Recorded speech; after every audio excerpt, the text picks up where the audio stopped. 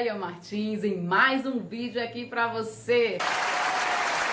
Hoje um papo de mãe com ela, que é uma mãe guerreira, mãezona de 3. Ela que faz parte da minha vida, porque é minha cunhada Soléria, que eu chamo carinhosamente de Sol. Vamos aqui trocar experiências na sua companhia.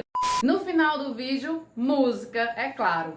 Agradecer aqui a toda a equipe da TV Ibiapabana, você que está aí ligadinha. E quero agradecer a você que está aí ligadinho na TV Ibiapabana. Fique aqui com a gente. Vamos receber a minha convidada Sol. Vamos bater agora aqui aquele papo de mãe. Estamos no mês de maio, mês das mães. Tinha que ser uma mãe de 3, então, né? Convidada, tudo bem com você? Tudo bem, Andréia, como vai? É um prazer estar aqui com você. E para quem tá ligado com a gente, que são 3 sobrinhos meus, né? Heitor, Davi e Arthur. Galerinha massa! Um trio maravilhoso. Beijo da titia. Pois, Sol, vamos começar, né? É sempre bom falar de coisas do coração, meio das mães. É só amor, né? Aquele amor incondicional que a gente realmente só conhece quando a gente passa a ser mãe. Então vamos lá. Qual foi o primeiro sentimento que você teve quando se tornou mãe? Assim, quando você pegou aquele serzinho no colo, assim. Eu sei que é difícil definir, não é fácil colocar em palavras, né, um sentimento. Eu sei que não é fácil definir em palavras, mas tente, assim. Claro que se baseando aqui, quando você se tornou mãe, né, claro que nós estamos falando aqui do primeiro, né, do primeiro filho. Então, o segundo e o terceiro você já teve outras experiências. O primeiro, né? O que você sentiu? Você consegue dizer o quê? É bem difícil de definir, né? Mas assim, quando a gente pega aquele serzinho assim fora da gente, o primeiro sentimento é assim, aquele amor inexplicável, né? Parece assim que a gente sabe realmente o que é definir amor quando a gente tem um filho. E ele se torna aquele amor mais ainda maior quando é concreto, né? Quando você pega o filho ali nos braços e a responsabilidade de você dizer assim, meu Deus, agora tem esse ser que depende de mim, né? Eu vou ter que protegê-lo, eu vou ter que amá-lo, eu vou agora viver para ele, porque na verdade depois que a gente tem filho, a gente deixa de viver muitas coisas para poder viver para o filho, né? A gente diz assim, que só sabemos o que é um filho quando a gente tem, porque é saber que tem o coração da gente batendo fora da gente, não é isso? Verdade. É a responsabilidade, né? A gente sente esse... Eu não consigo... Realmente é muito difícil definir em palavras, mas você ter um ser dependente de você para tudo. Para tudo. A gente passa a dar mais valor ainda à mãe, né? A mãe da gente, quando a gente se torna mãe. E a gente se vê muito, né? Eu vejo muito eu fazendo e falando as mesmas coisas que a minha mãe falava e que minha mãe fez. Nossa, demais! Tipo assim, tem que ser eu, tudo enquanto tem que ser eu aqui nessa casa, né? Tipo, falo muito, muito. A gente costuma dizer o ditado, o que é que vai ser de vocês quando eu me for, né? Quando eu morrer? É a cara, né? Mas é aqueles ditados de mãe que sempre toda mãe diz e a gente só vai entender depois que é mãe. Enquanto a gente é adolescente, né? A gente não entende. Mas quando a gente passa a ser mãe, a gente entende tudo que a mãe da gente fez com a gente, né? É aquele ditado que a gente erra tentando acertar, né? A gente cria muitas expectativas para o filho, mas como não criar uma expectativa se a gente sabe que a gente quer o melhor para ele, né? Então a gente tem todas as expectativas, a gente cria, né, tudo. Eu queria tal profissão, queria que você fizesse isso, porque a gente quer que ele seja mais bem sucedido do que o que a gente foi, né? Seja mais feliz, seja mais amado, né? Tenha um trabalho melhor. Sempre assim, a gente sempre quer o melhor para o filho. Qual o maior desafio de ser mãe, na sua opinião, né? Claro que a experiência é diferente para cada mãe, né? Então, assim, na sua opinião, qual o maior desafio de ser mãe e qual a maior alegria de ser mãe? O maior desafio, na verdade, é o ser mãe e ter que trabalhar fora, né? Conseguir conciliar trabalho, né? E o filho, a educação do filho, né? Ter que trabalhar, mas ao mesmo tempo não ser ausente em casa, né? Sempre estar presente para os filhos. Esse é o maior desafio. E eu, como educadora, né? São muitas funções. E quando a gente sai de casa, por exemplo, eu que sou educadora, né? Sou professora, eu me preocupo muito, porque na escola profissionalizante é o dia todo, né? Agora, na época de pandemia, eu tô tendo mais, assim, contato com eles, porque eu passo o dia todo em casa, é aula pelo Google Class, então tá tudo bem. Mas quando era aula presencial, eu saía pela manhã e chegava à noite, então é bem difícil, porque a gente fica um pouco ausente, né? Mas a gente tem que conciliar, educar, né? Amar, brincar, tudo assim em dosagem certa, porque no único minuto que eu chegar em casa e for só cobranças, né, se torna assim um pouco pesado, chato para eles, já que eles passam o dia sem ver a mãe. Então o maior desafio é esse, eu conseguir conciliar na dosagem certa, né, a responsabilidade de cobrá-los quanto à educação, quanto ao estudo, né? E as cobranças de casa mesmo, o horário de dormir, o horário de escovar o dente, de se alimentar e o momento de brincar. Então isso fica bem difícil. A maior dificuldade é essa, conciliar trabalho com os filhos e conciliar essa parte de cobranças e brincadeiras com eles. São muitos afazeres em casa, né? Pelo menos assim, o meu caso, que não tem uma funcionária, uma pessoa ajudando. Meu Deus do céu, se eu for listar aqui, cuidar de banheiro, cuidar de casa, cuidar da roupa dos meninos, aí é a hora de dormir, aí tem a comida, aí tem escovar o dente, aí tem a tarefa da escola, não, pode. Se a gente for falar aqui, meu filho, vai pegar o vídeo todinho de tarefa de mãe neste vídeo. É função demais, meu filho. E claro que a mãe se culpa. A gente se culpa, ainda tem isso. Eu sou uma pessoa assim, que eu me culpo demais, sabe? E não pode ser desse jeito. Eu acho que mudou a minha segunda gestação, né? Quando eu fui mãe pela segunda vez, eu acredito que eu já consegui levar as coisas um pouco mais na leveza, assim. Eu acho que do primeiro eu me cobrava mais do que agora. Quando eu fiquei grávida a segunda vez, eu falei pra mim mesma isso, assim, eu vou tentar não ser muito metódica, porque eu tenho essa fama de ser metódica. Meu irmão André já falou muito isso. Então eu tento, juro que eu tento. É justamente isso. A gente conseguir conciliar isso é muito difícil, né? Conciliar o momento de lazer. Eu digo assim, ó, desde quando eu tive filho, eu voltei o meu cabelo natural preto, porque eu não consigo ir para um salão, passar o dia todo fazendo luzes no cabelo, escovando e tudo, Se eu sei que meus filhos é o único momento, por exemplo, para eu ir para o salão seria no final de semana, era o único dia que eu tenho para ficar com eles. Então, infelizmente, eu abdiquei, né? Das luzes no cabelo, deixar o cabelo natural, justamente para poder ter mais tempo com os filhos, né? Então, a gente realmente abdica de muita coisa, a gente se cobra muito, né? A gente se cobra muito. Os filhos, a gente coloca eles como prioridades, né?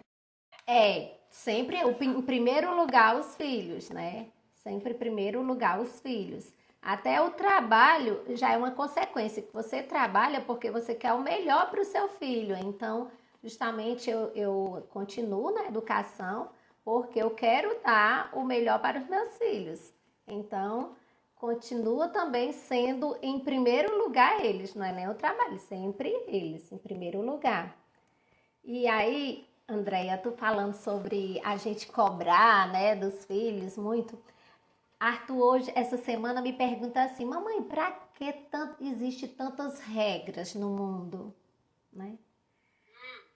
Aí eu fui conversar com ele justamente porque a gente tem a regra do dia de usar o videogame, só pode fim de semana, celular só pode sexta, sábado, domingos e feriados, né?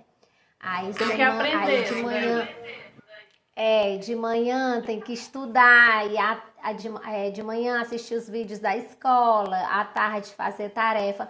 Aí ele disse, mamãe, é muita regra no mundo, por que tem que ter muita regra? Eu disse, ó, é igual o seu jogo no videogame, não tem regra? Se não tiver regra, tem bagunça. Ninguém consegue vencer se não obedecer às regras. Então, na vida é assim também, a gente só vence a gente obedecendo às regras.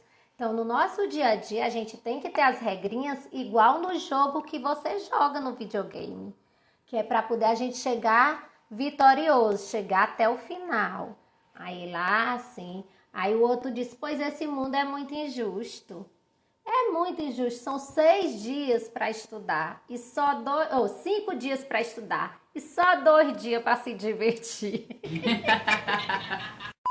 Pois outra questão, acredito que essa mais fácil de responder. Qual a maior alegria de ser mãe?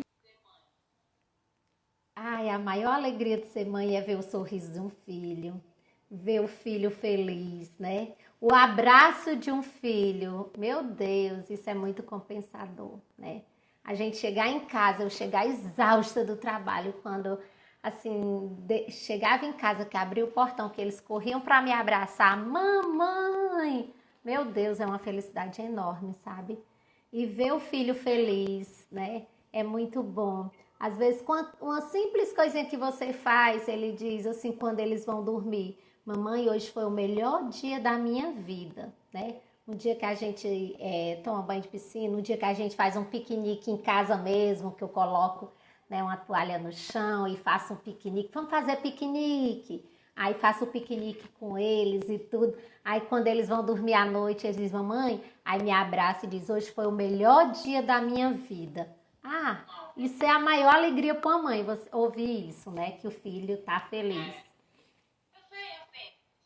A gente não é sempre triste nem sempre feliz, né? A gente tem assim um gráfico, né? Tem dia que ele tá mais embaixo, mais em cima, mas a gente pode estar num dia ruim. Você tá, hoje eu não tive tempo de lavar meu cabelo, hoje eu não tive tempo de botar uma roupa legal, hoje, nossa, eu tô me sentindo que eu não tô cuidando de mim. Mas o seu filho tá lá, todo, né, cuidado, e você se preocupa com a alimentação dele e tal, e aquilo dá uma satisfação que você pode estar acabada. A gente, assim, e além de ter 3 filhos, né, a gente sabe, assim, que a gente cria, Andréia, tudo do mesmo jeito, mas cada um adquire o seu gosto alimentar, né, e a sua personalidade.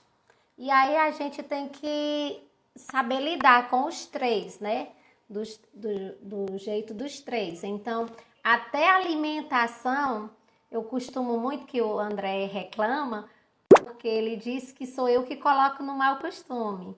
Porque às vezes até a alimentação eu faço 2, 3 tipos de pratos diferentes para o almoço ou para o jantar, porque eu sei que se eu fizer aquilo, um não come. Se eu fizer isso, o outro não come. Então eu faço tudo, né? Então, por exemplo, partindo do ovo, um é ovo mole, o outro é ovo mexido, o outro é ovo frito, né? Um gosta de baião, o outro gosta de macarrão, o outro gosta de arroz branco. Então é tudo assim. Então eu tenho que diversificar bem a alimentação, porque para agradar todos os três, né? Para poder não dizer assim, só tem alimentação para um, não tem para o outro. Toda vida só faz o que o Heitor gosta, mamãe. Então eu tenho sempre que estar, a gente, além de deixar de fazer na gente, a gente também tem que saber equilibrar a parte de alimentação que agrade a todos, né? Eu não cheguei nessa fase ainda. Ainda não. Porque a Lara ainda não reclama. Ainda é muito bebezinha, ainda não tá, né, mostrando os seus gostos ainda, né, nessa parte de alimentação que eu fizer, ela tá de boa, tá ótimo. Agora, Sol, como você se define como mãe? Sou uma mãe massa? Sou uma mãe que vou à luta? Como você se define? É mais fácil quando alguém define a gente, né? Do que a gente se definir. É bem mais difícil. Mas eu acho que eu sou uma mãe muito guerreira, muito lutadora, né? Também, além de ter os 3 filhos, né? A última gravidez foi gravidez de risco. Meus 2 filhos, Arthur e Davi, a diferença de idade é pouquíssima, eles passam 10 dias com a mesma idade. Então eu enfrentei muitas dificuldades, né? Porque, na verdade, quando Davi nasceu, Arthur tinha 4 meses e Heitor tinha 4 anos. Então eu ainda era uma menina velha, né? Porque eu não tinha noção de que eu estava com 3 bebês, né, para criar. Eu achava que o Heitor com 4 anos já era uma criança. Eu já atribuía a responsabilidade para ele, achando que ele. Agora eu tenho noção que 4 anos ainda é um bebezinho, né? Não, assim, quando o Davi nasceu, o Arthur tinha 4 meses. Não, quando você for. Não, minto. Tinha 1 ano. Quando eu engravidei, ele tinha 4 meses. Ele tinha 1 ano e o Arthur e o Heitor tinha 4 anos. Pronto. Então eu tava com. Quando um chorava, acordava o outro chorava e o Heitor tampava os ouvidos, mandando os 2 parar. Quer dizer, eu tava com 3 bebezinhos dentro de casa. Então eu fui uma mãe muito guerreira. E mesmo assim eu ainda trabalhava fora de casa, né? Quer dizer, eu ainda trabalhava no laboratório e com aquelas 3 crianças e saía na hora do intervalo do trabalho para amamentar e chegava em casa, passava a noite com a criança que tinha intolerância à lactose e eu não sabia o que era, tentando descobrir, passava a noite com ele acordado. Então, tudo isso me fez assim ser muito forte, muito forte. E aí eu costumo dizer assim que eu sou difícil de me derrubar na queda, porque diante de todas as dificuldades eu sempre vejo uma saída, uma solução para não me desesperar. Então, por isso que eu me defino assim como uma mãe guerreira, uma mãe lutadora mesmo. Eu já ouvi algumas pessoas falando para mim essa frase assim: André, você é muito forte, né? Porque eu cuidei de uma criança sem muita experiência e sem muita ajuda, né? Para quem não sabe, eu já perdi a minha mãe, então eu não tive ajuda de uma mãe, não tive ajuda de irmã, não tenho irmã, enfim. Aí eu já ouvi muito essa frase, assim: André, você é muito forte, ainda querer outro, né, cuidando de 2. Eu acho que não é que você é forte, você é tipo assim, você tem que ser forte. Não é que você tem que ser, você não tem outra opção. E é muito questão de escolha. Eu escolhi ser mãe e agradeço a Deus ter recebido essa bênção, né? Porque a gente faz os planos, mas os planos é de Deus, não é da gente. Então assim, eu planejei e graças a Deus deu tudo certo, mas foi uma escolha minha e eu arquei com a consequência dessa escolha. E graças a Deus que está dando certo, né? Tem os momentos, como eu falei, né? Aquele gráfico, não é todo dia que a gente tá bem. Mas no fim dá tudo certo. É esse amor de mãe que é maior que tudo. Você realmente vence muitas coisas por conta desse amor tão difícil de explicar, né? Esse amor de mãe. Eu acredito que ninguém vai amar você mais do que sua mãe. Eu tenho muito isso assim. Pois vamos à nossa dinâmica? Vamos sim. Vamos lá. Acredito que todo mundo já conhece, né? O eu nunca, eu já. Não preparei nenhuma bebida, não sei se você preparou, porque eu realmente não bebo nada de álcool. Que geralmente as pessoas usam, né? Mas vamos brincar. Vamos lá.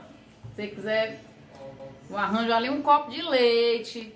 Pode ser que um copo de leite eu bebo. Não, leite eu não bebo. Vamos lá, ó. Mostrar aqui. Tá aqui. Não sei também, viu? Eu não sei as perguntas. Vamos perguntar. Se já tiver feito, eu já, né? Se tiver feito, eu nunca. Eu nunca, primeiro você, depois eu falo, né? Alguma coisa. Eu nunca deixei de comer para deixar para o filho. Seria assim, né? Eu já deixei de comer para dar por meu filho, aí eu já, né? Que às vezes a gente tá com fome, mas você prioriza, né, a criança primeiro, seu filho. Depois, quando der certo, você come. É. E você quer comer uma coisa, eu queria isso. Eu disse, não, pois toma pra você. Aí a gente deixa de comer. Demais. Eu nunca esqueci meu filho na escola. Eu nunca. Mas o pai dele já.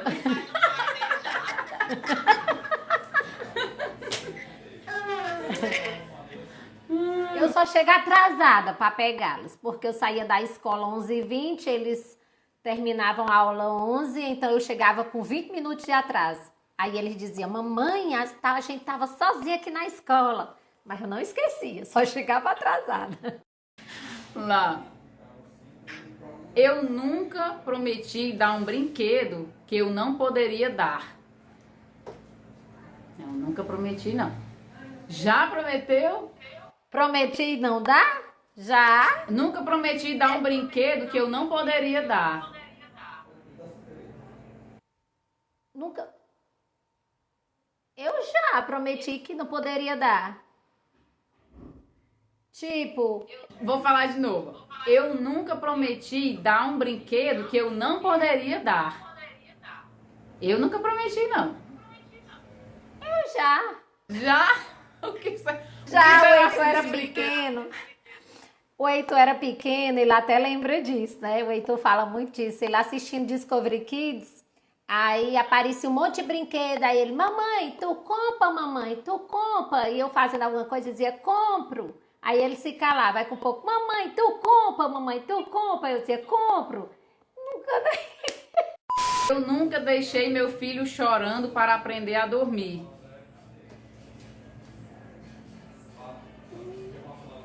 Fiz,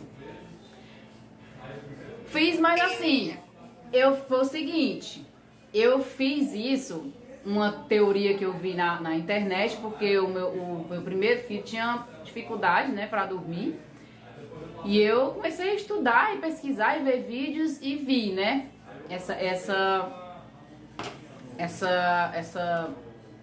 proposta, né, essa dica. E eu fiz, só que ele tinha uns 8 meses e eu percebi que ele não entendeu.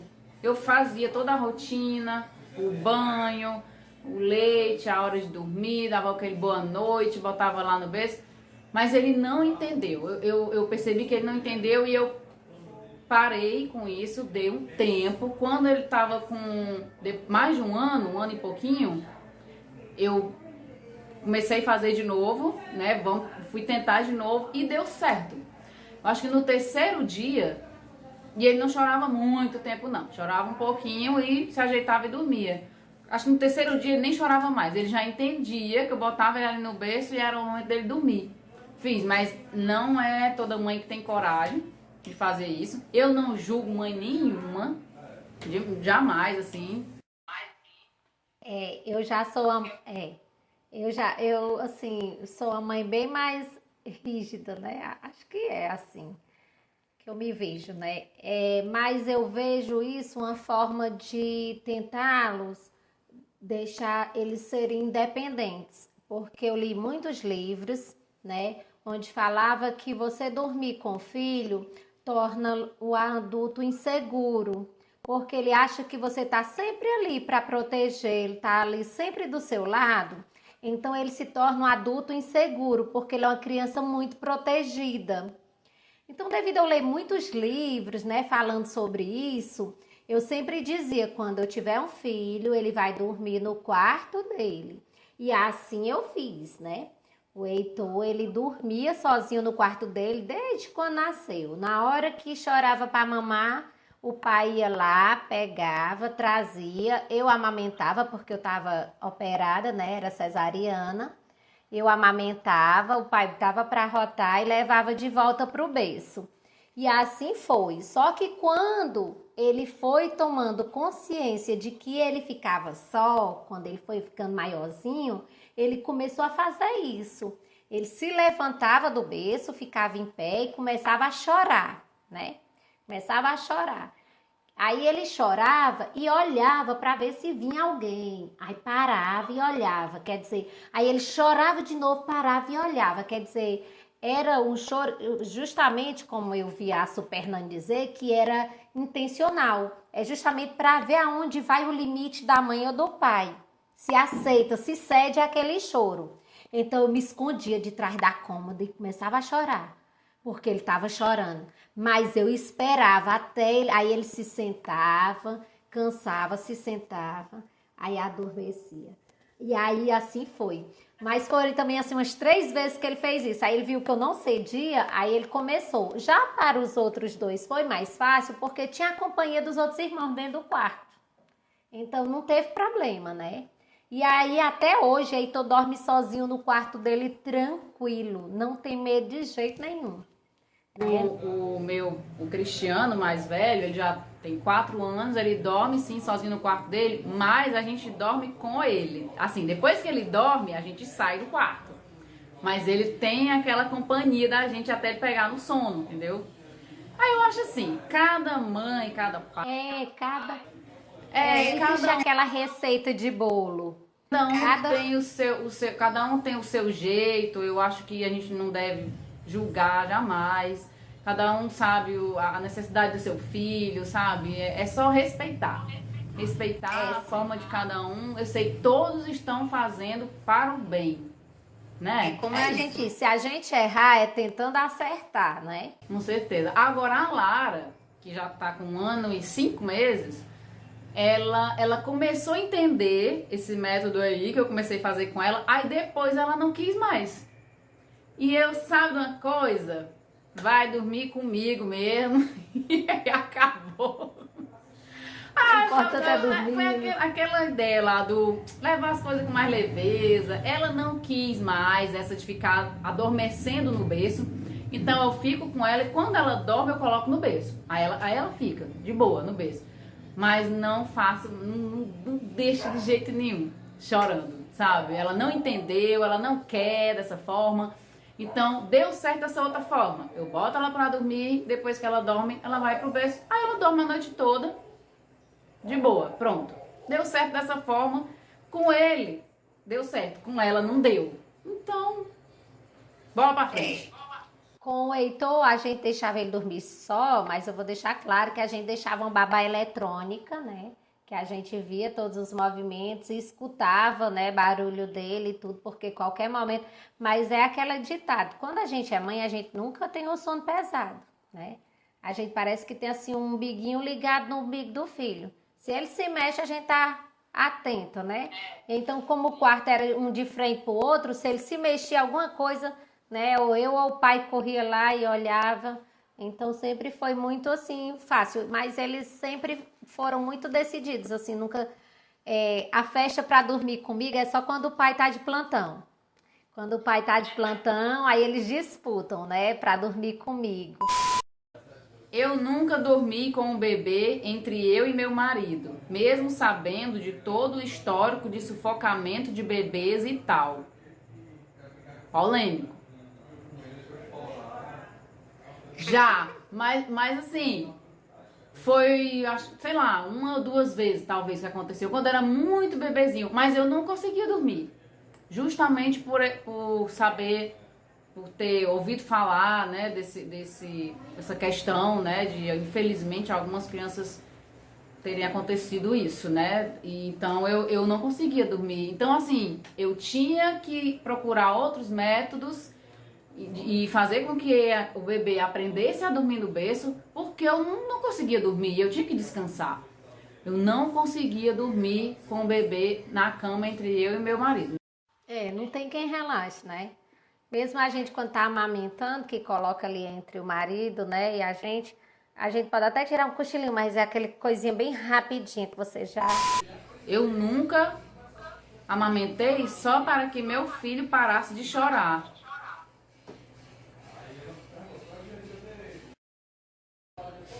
Ah, demais! Eu já... Porque realmente o meu, quando era para chorar, não era porque queria mamar, não. Era alguma coisa, né? Arthur chorava muito à noite. Tem isso também, que às vezes eu oferecia, né, pra dar de mamar e não queria. Então a gente fica procurando o motivo do choro. Mas muitas vezes dava certo, era só colocar no peito que o choro passava. Então, não vou mentir, eu fiz mesmo. Eu nunca amaldiçoei meu marido por ele ser homem e às vezes não me ajudar quando eu mais preciso. Essa palavra foi muito pesada. Amaldiçoar, Maria. Não, E até mesmo assim,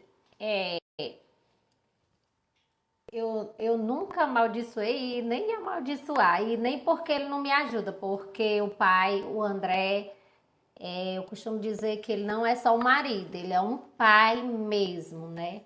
Todas as vezes, desde quando eu tive Heitor, que foi o primeiro filho, quem se levantava durante a noite para me entregar, para amamentar o Heitor, né? Você morava com a gente, você sabe, era ele, né? Muitas vezes ele que trocava a fralda, né? E assim, ele até hoje, ele se levanta para dar um medicamento para os meninos que estiverem com febre, né? Ele se levanta para olhar se estão tudo bem. Se começa a chover, ele vai lá no quarto olhar se algum se assustou, né? Então, e ele é muito assim... De ajudar mesmo, também nas tarefas de casa. Assim, a gente tem aquela consciência, Sol, de que é muito mais pra mãe. Eu acho assim, é muita responsabilidade pra mãe. Tanto quando a gente vai escolher, o casal vai escolher, né, ter um filho, planejar um filho, eu acho que isso o peso dessa escolha é maior pra mãe.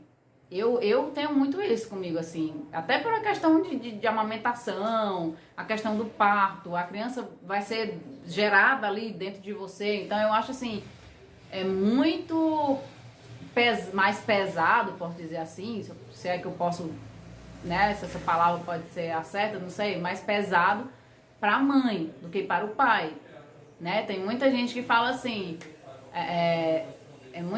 tem horas que eu queria ser pai. Eu já vi mães falando assim, é muito bom ser mãe, mas tem hora que eu queria ser pai, vai descansar um pouco, né? Mas depende, como você falou também, depende muito do pai. Só uma coisa que eu quero aqui lhe agradecer. Muitíssimo obrigada. Palmas, edição, para minha convidada. Obrigada, mesmo. foi um prazer. Um papo muito gostoso, muito bom de falar sobre essas questões de maternidade, né? Nesse mês de maio, vamos aqui, né? parabenizar todas as mães. Todas as mães são guerreiras, sim, merecem ser homenageadas, merecem ser parabenizadas. E você, mãe de 3, merece demais. Parabéns pela mãe que você é.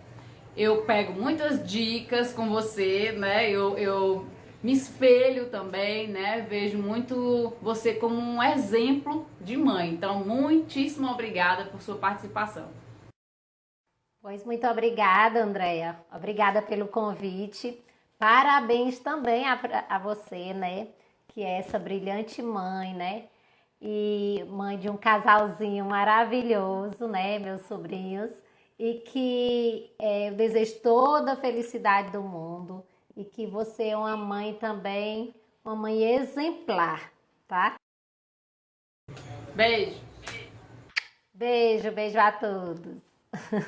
Bom, gente, é isso. Agradecer aqui a todos, a você que ficou até o final do vídeo. Muito obrigada pela sua companhia. Até a próxima. E agora, música pra você, ó.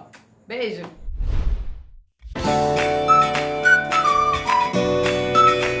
Parabéns a todas as mamães. Mamães deste Brasil.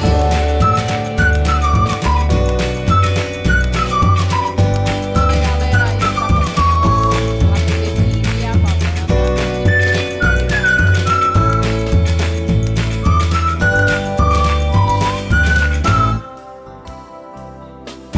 souber pode cantar comigo.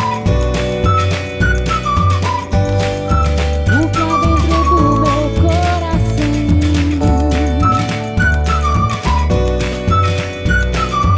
eu tenho guardado pra te dar. E todas as horas que o tempo tem pra me conceder são tuas até morrer.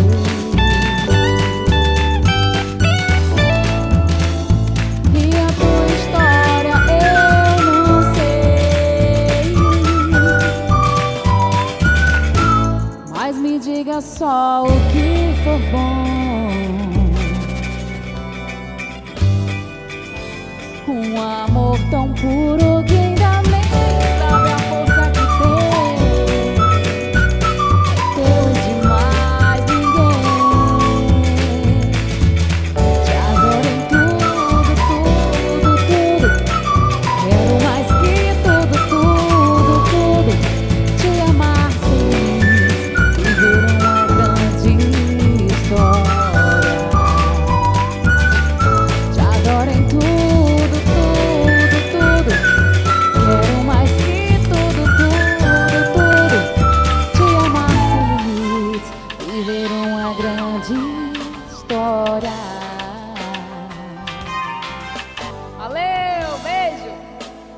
Até a próxima.